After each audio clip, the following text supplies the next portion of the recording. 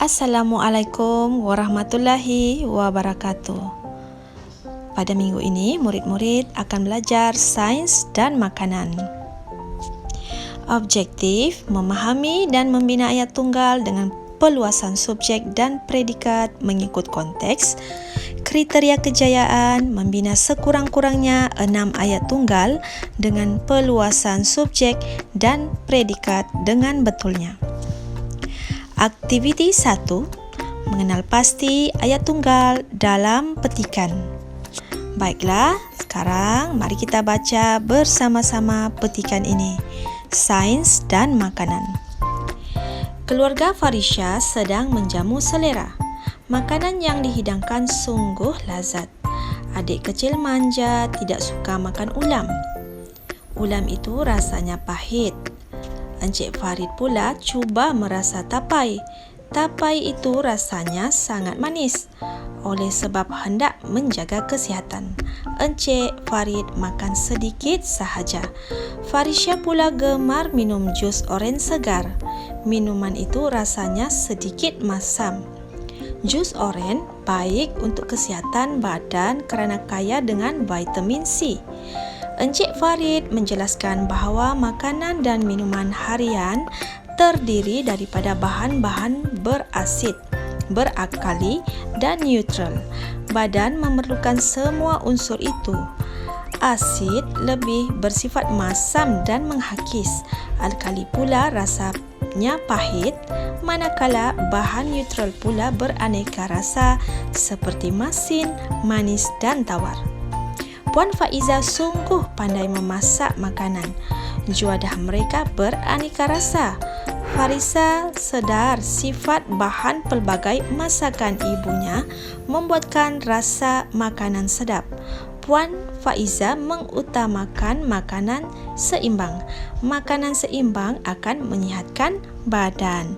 Petikan ini mengenai keluarga Farisha yang sedang menjamu selera, di mana Puan Faiza iaitu ibu Farisha sangat pandai memasak makanan yang seimbang. Yang ini pula yang terdapat dalam buku teks kamu.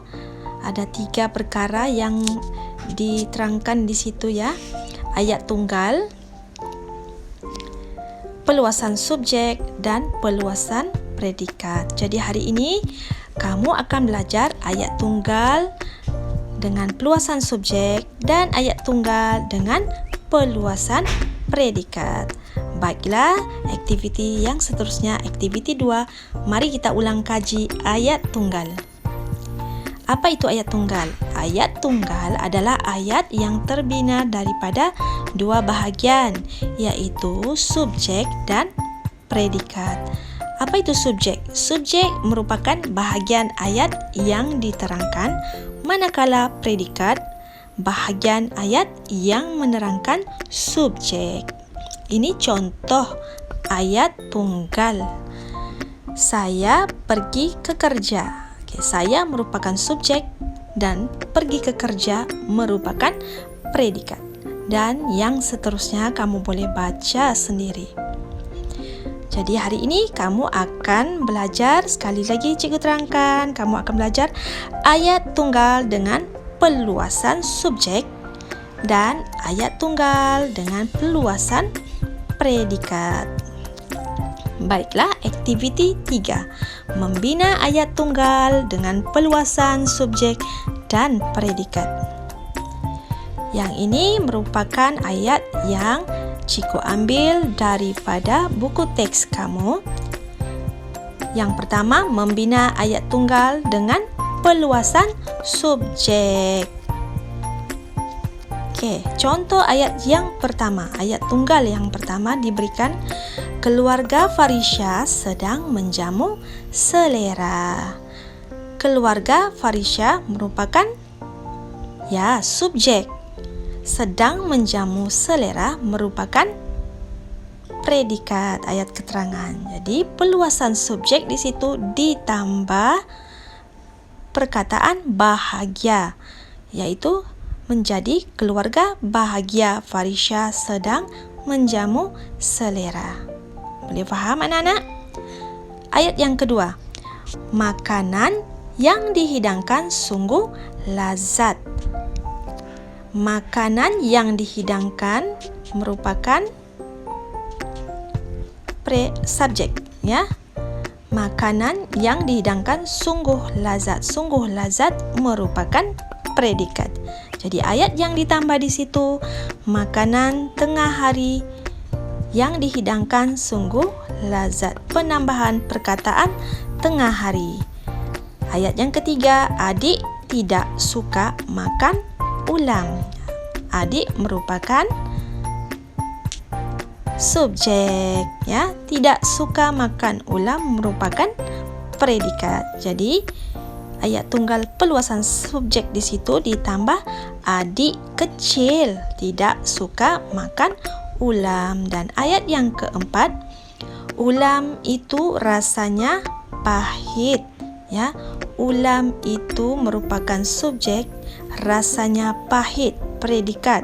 Jadi perluasan subjek ditambah ulam pegaga itu rasanya pahit. Cikgu harap kamu faham ayat tunggal dengan perluasan subjek. Seterusnya, ayat tunggal dengan perluasan predikat. Contoh ayat yang pertama. Keluarga Farisha sedang menjamu selera. Jadi ayat yang ditambah, keluarga Farisha sedang menjamu selera di ruang makan. Ayat yang ditambah di ruang makan. Ayat yang kedua, Puan Faiza pandai memasak makanan. Ayat yang ditambah, ya, Puan Fariza pandai memasak makanan tradisional.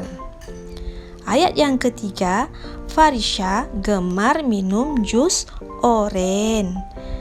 Perluasan predikat, Farisha gemar minum jus oren segar ditambah segar. Dan ayat yang keempat, Encik Farid makan sedikit sahaja. Encik Farid makan kek sedikit sahaja. Ya, cikgu harap kamu faham ayat tunggal dengan perluasan predikat. Aktiviti yang seterusnya, aktiviti 4, latihan membina ayat tunggal dengan perluasan subjek dan predikat. Yang ini merupakan latihan kamu, ya. Ada 7 ayat tunggal perluasan subjek dan 7 lagi ayat tunggal dengan perluasan predikat. Terpulang pada murid sama ada hendak mencetak latihan ini atau menyalinnya semula di dalam buku BM Tata Bahasa, kemudian menghantarnya di Google Classroom ataupun di Telegram kelas 5 aspirasi. Itu sahaja. Selamat belajar semua.